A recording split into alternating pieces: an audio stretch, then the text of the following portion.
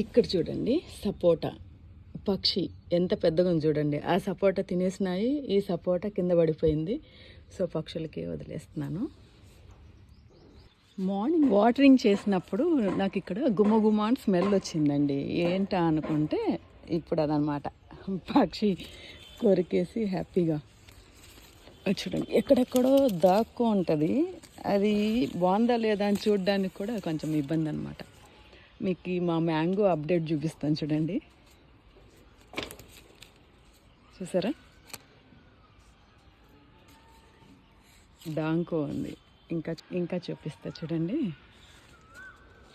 ఇది ఇంకా పెద్దవి అవ్వాలి. ఇంకా ఒక 2-3 డేస్ కూడా వదిలేసేయచ్చు.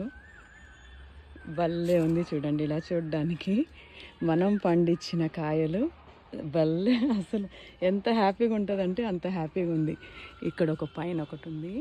నెక్స్ట్ ఇక్కడ చూడండి దిస్ వన్. ఇది హైలైట్ అసలు. చూడండి ఎంత బాగుందో చూడడానికి. ముందు ఇలా చూడడానికి తోపులకి వెళ్ళేవాళ్ళు అనమాట, మామిడి తోపులకి. సో ఇప్పుడు వెళ్ళాల్సిన అవసరం. ఇక్కడ వెనకాల 2 దాంకో ఉన్నాయి. ఇదిగో ఇదిగో ఇదిగో ఇదిగో ఇదిగోండి ఇదిగోండి.